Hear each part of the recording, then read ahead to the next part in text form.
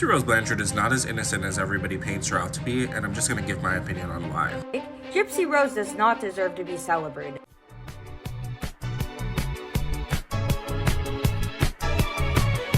Hello and welcome back to my channel. My name is Saj and this is my channel where I talk about whatever the fuck I want to talk about. And in today's video, we're going to be doing a little bit of a case update on Gypsy Rose Blanchard. And it's kind of weird how in 2 weeks the world has seemingly turned their back on Gypsy and everybody's opinions have changed.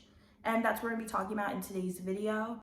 When I initially created my first Gypsy Rose Blanchard video, which it will show up right here, it was met with not so much backlash for me, but for Gypsy and people having this dislike for her. A lot of it seems to stem from this one clip of this podcast interview.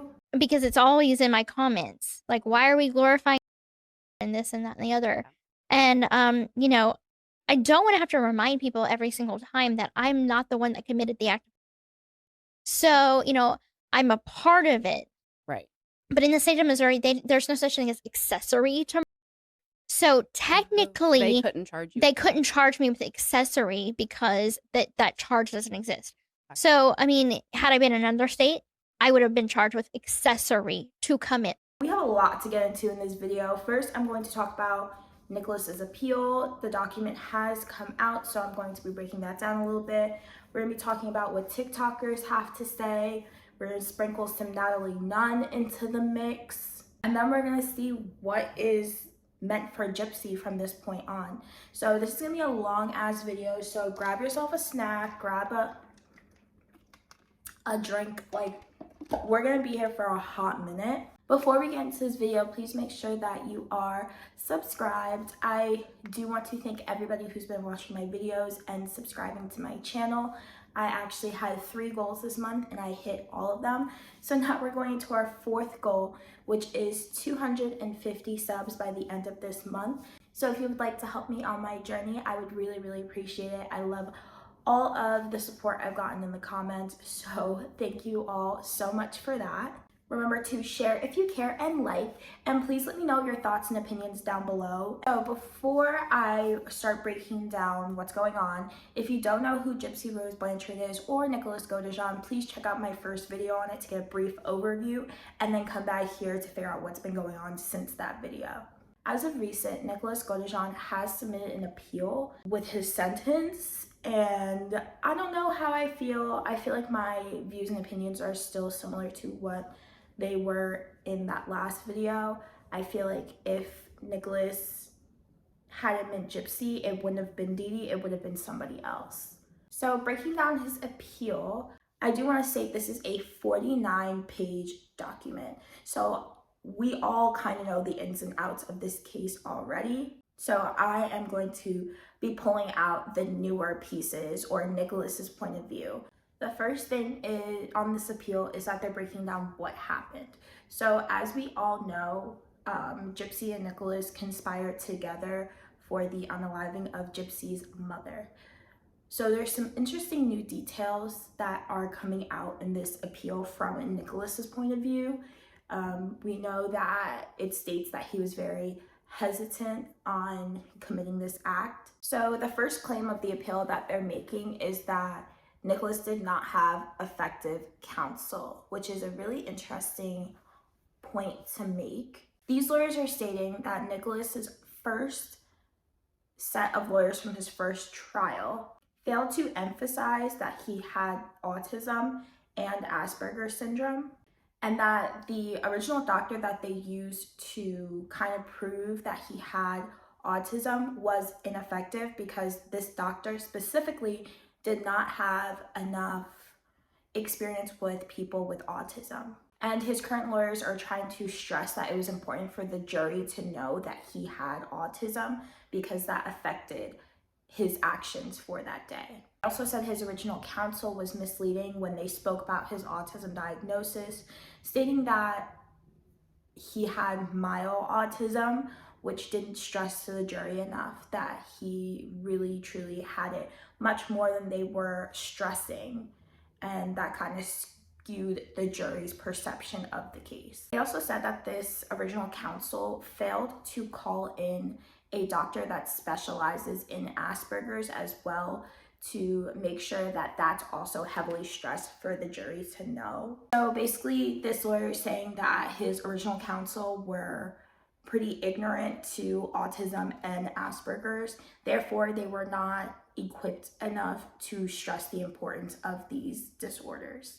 So much so that these lawyers thought it was effective for Nicholas to stand trial. Then they go into testimony after they review the text messages between Gypsy and Nicholas, and they basically say that he was manipulated into committing this act by Gypsy. They even state 2 years prior that they were role-playing, so this whole role-play in their relationship was a contributing factor into what they did, and that his actions equated for his love for Gypsy. Oh shit, this is where Gypsy's getting canceled, fuck. In one video, Gypsy went into her mother's bedroom and made a motion over the bed. It was a demonstration of how Mr. Goan was supposed to engage in the behavior upon the unaliving of the victim. Okay, Gyps, it's a little crazy. That's kind of insane that we didn't know that she created videos on how this act is supposed to turn out.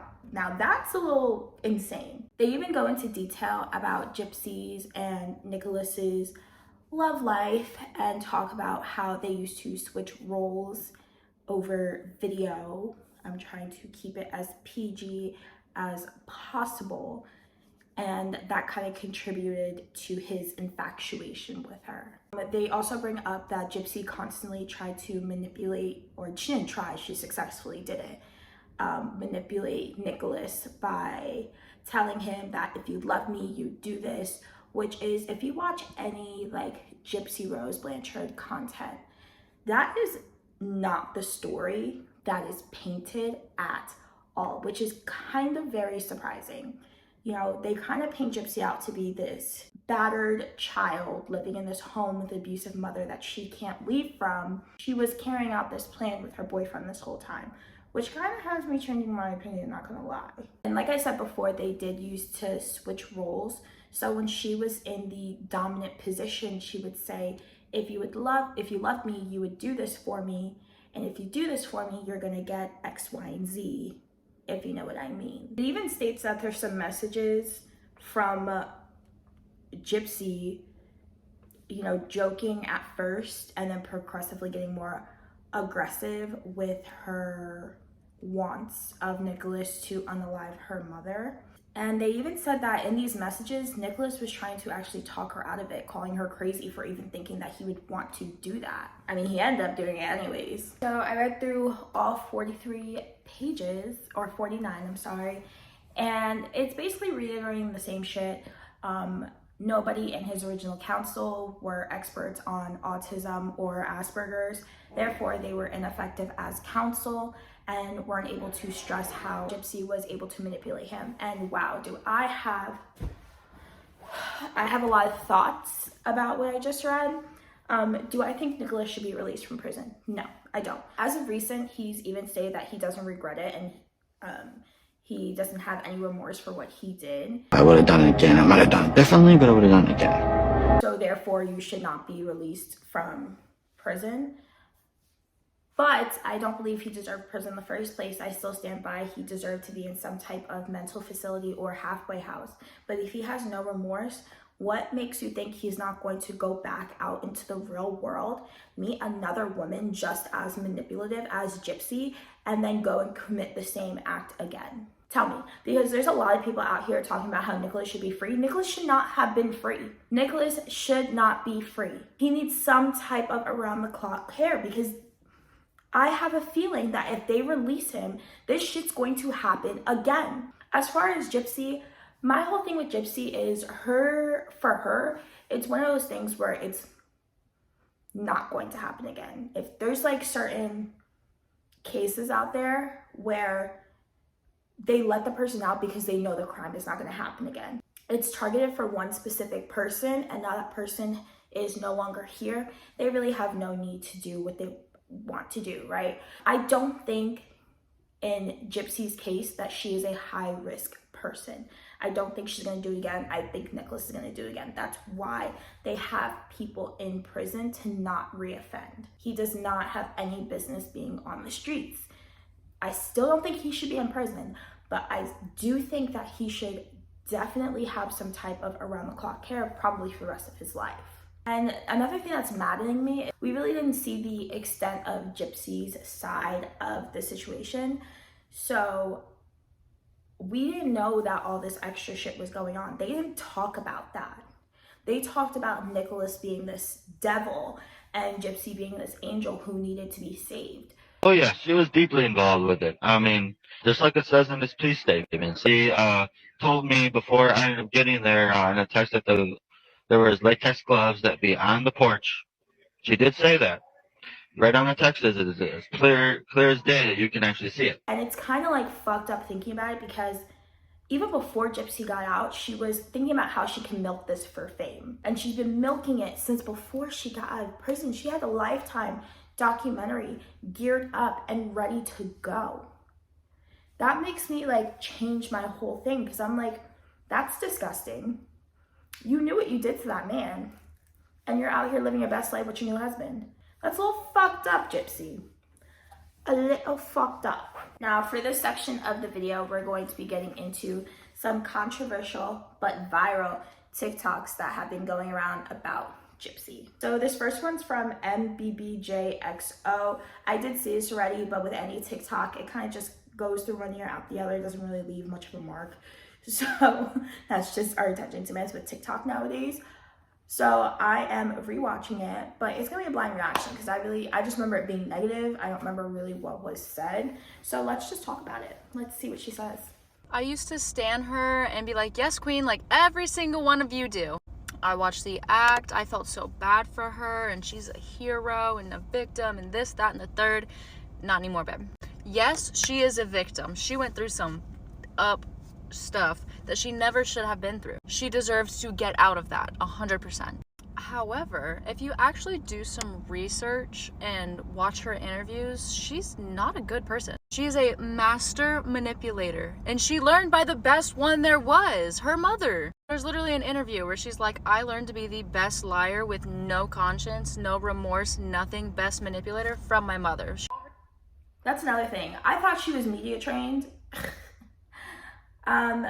And I don't know if some of the media training just like left the building that day, but when she said that, I was like, girl, I know they told you not to say this, and you said it anyway.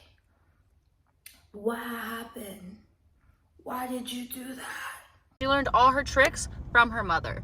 If you watch her videos, anytime they ask about her ex-boyfriend, who her mom for her, just threw his whole entire life away, has life in prison, she's like, can't worry about that. Her PR team is working hard as fuck. She shuts down the conversation about Nick, redirects the question back to herself, and is like, I can't think about that for my healing and my this and my... Yeah, I do think she is media trained, for sure. I think she does have a PR team and what have you. She does do this when she does talk about Nicholas. She does shut it down. I did say that in my first video. Whenever Nicholas is brought up, she does shut down the question immediately. I guess not to bring any attention to what's going on with his appeal. But he did like throw away his entire life for you and to like save you. I mean, you could say thank you at least. Like, girl. Like that, you know? Can't worry about him. I don't want to talk about him. Everyone kept saying, well, he has multiple personalities, which is true. He has the IQ of like a 10-year-old, which is true. Like, all of these things are true. But there's evidence that he kept telling Gypsy, I don't want to do this. I don't want to do this. I don't want to do it. And she kept insisting that he does. She manipulated him. And I get there were repercussions when she ran away, like being tied to the bed that one time. However, I feel like there were other routes you could have taken. Like, you didn't want to speak out at your doctor's appointment or anything like that when you found out you could walk and you weren't allergic to sugar and all of these things. And you might be like, okay, well, Dee Dee was controlling, and she would explain it away. She's delusional. She has the brain of a child. She doesn't know what she's talking about. Okay, but she had a laptop, though, that she was FaceTiming Nick on, going on all these Christian... I have mixed feelings about what she just said. So, as far as the doctor's appointment, at least here in the state of New Jersey, you have to have a parent there. So it's very easy for a parent to explain why they're there. Like, I don't know if you noticed, but I'm still the type of person, if I went to the doctor with my mom is talking. So that's not really like an uncommon thing to see. I can understand why she didn't speak to her doctors about it. But the laptop and how like she was sending videos of like her like doing stuff to herself to guys in general. And you're telling me you could have like sent like a seek help like fucking message? Like, before, I was so brainwashed into thinking that Gypsy was this victim, which she is, don't get me wrong. But I was so brainwashed that she really couldn't do anything for herself because of the situation that she was in. But as I'm like thinking about it, you were doing all this stuff. You were role playing, you were being master, you were being sub, dom, you were dressing up, you were doing all of this stuff online, and you couldn't have sent out like, you couldn't have made like a paper video where they like hold up the paper and then like put the paper down and everybody reads the paper and post that on YouTube and be like, seek help. Like, I don't fucking know. Like, that is a really good point now that everything is starting to like click in my mind. Goan, going on all these Christian Mingle websites, had a Facebook. You couldn't write a letter to the police department or like anybody in the entire world that this is what's going on and explain. My mom is going to say that I don't know what I'm talking about, but all of these medical records are fabricated. I steal for her. I lie for her. She's been making me do this. I found out I don't have all these issues. Here's the proof. And now the media is glorifying her. And she is, again, yes, she is a victim. And that's very sad. The only reason that she is getting attention is because of her PR team. And a shitload of people are making a shitload of money. My fiance explained this to me and literally like switch flipped. Oh my God, that makes so much sense. This next TikTok is coming from _Analise. So let's see what Analise has to say.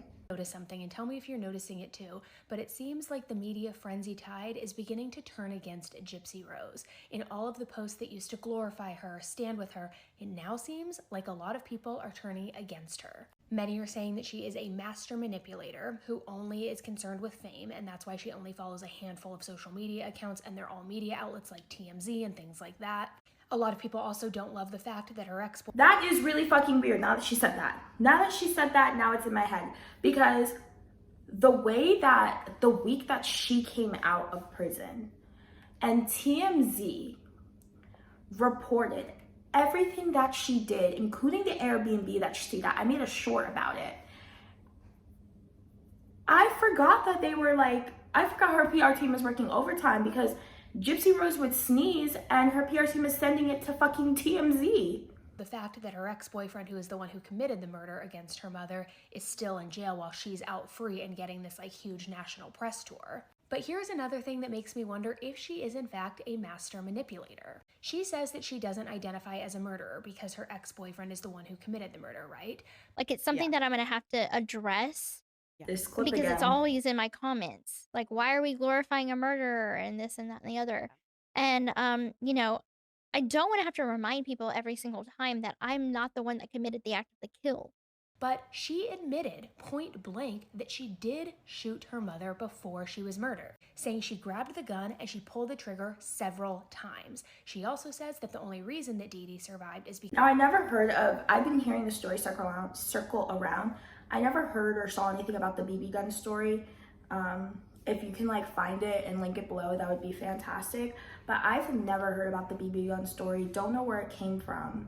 Also, why the fuck do they have a BB gun in their house? Like, it just doesn't make sense to me why there was a BB gun there and why she would try to use a BB gun. Which, when she grabbed the gun, she thought it was a regular gun. She didn't know it was a BB gun. She also says she wasn't intending to kill her, but who grabs a gun, pulls the trigger a bunch of times, not trying to kill somebody? This also coincidentally happened right after one of their very heated arguments. Is there more manipulation here than on the surface? Something that also kind of feels weird is that in the whole slew of interviews she's been doing in the past week or so, anytime she's asked directly about her involvement with convincing her ex to murder her mother and all of those things, she quickly shuts it down, or her PR team does, and she just says, I can't talk about that, I'm focusing on my healing, I'm not the murderer. But you are kind of the one who relentlessly messaged him and so kind of forced his hand into doing it when he said he didn't want to. So why aren't you taking any accountability for it?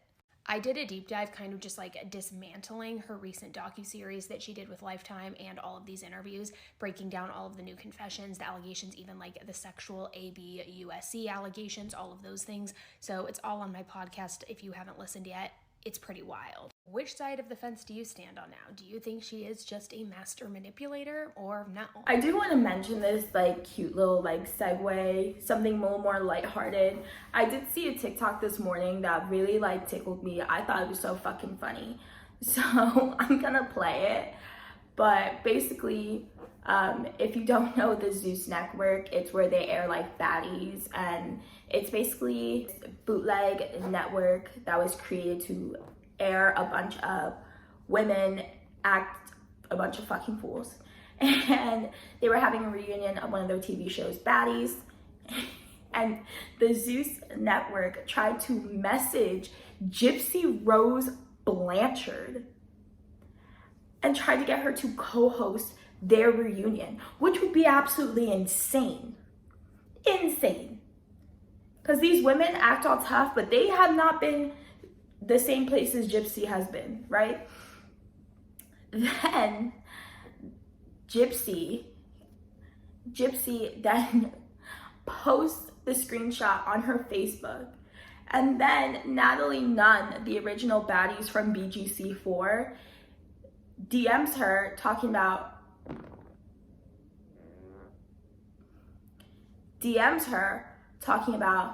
don't post my screenshots. And then Gypsy reposts that. Gypsy Rose beefing with Natalie Nunn and Scotty from Baddies was not on my bingo card. A few hours ago, Gypsy revealed that Zeus Network invited her to come and host the Baddies reunion. She also let us know that she kindly declined, as she should, because I don't think that their interests align at all. She also let us know that she's not hating. It's just not something she wanted to do, period. But then she also threw a little bit of shade because she said she's seen plenty of that type of behavior in jail. She doesn't want to see it again. I feel like they asked her as a joke, but to even ask in the first place is so weird to me. What's even weirder is the way that Natalie came into her DMs. Hey girl, I'm not gonna lie, you don't know this woman from a hole in the wall. I just feel like when you're speaking to someone that you don't know, you have to use like email etiquette. You know what I mean? Like, hello, how was your day? Hey girl, it's just not. And after Natalie asked Gypsy to take the screenshots down, Gypsy replied by saying, thanks, but no thanks. I know that's right, Gypsy. But then here comes Scotty too. Go ahead, do what Natalie said, babe. You know what you did, delete those screenshots. Gypsy said, I already told you guys to leave me alone. And literally, as this is happening, I'm like, you guys, please leave this woman alone, okay? Please. But Gypsy said that she's not going to sue anybody, and she doesn't allow anyone to bully her. So, period. Okay? This entire thing just can't be real, and 2024 is starting off with a bang. This is too much. It was so messy this morning, and then luckily Gypsy did come out and was like, this is not me, that's fake.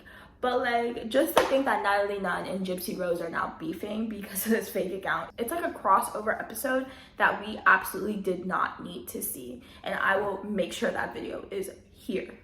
And to end this video, let's talk about what Gypsy Rose is up to now. So first things first, I said already, I don't think she's going to reoffend.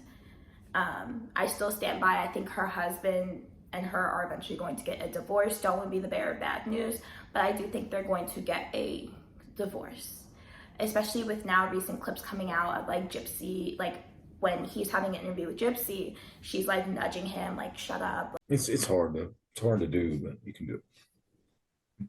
So I think there's something going on there, and I don't see it lasting. I think she's gonna drop a book for sure, and I think the Lifetime series went well for her. I think she's gonna try to probably keep promoting it until the end of this month, but I think this is the end of Gypsy's fame. I think with this new appeal coming out and more people looking deeper into the case, I think people are just not fucking with Gypsy anymore. And we were all so excited until we learned like the harsh truth about the type of person. Like, I really went into this video. It's so crazy to see me change throughout this video. I thought it was gonna be all howdy dandy and everything was gonna be great. And now, like, looking into everything, I'm just kind of looking at her funny, like, and I didn't want to be that person. I didn't want to be that, like, person jumping on the bandwagon, but it's just too much out there for it to not be addressed, if that makes sense. But I think this is honestly the decline of Gypsy Rose. It doesn't seem like she has that much remorse. Like, I feel like actions speak louder than words. And I feel like she wouldn't be trying to capitalize it in such a way if she truly did care about the death of her mother. So it's a really interesting conversation to have. Make sure that you comment your opinion down below. I would love to hear it. And if you made it this far to the video, make sure you give me a little, subscribe. Make sure that you're liking and sharing if you care. And make sure, again, comment your opinions. I want to hear what you guys all think down below. And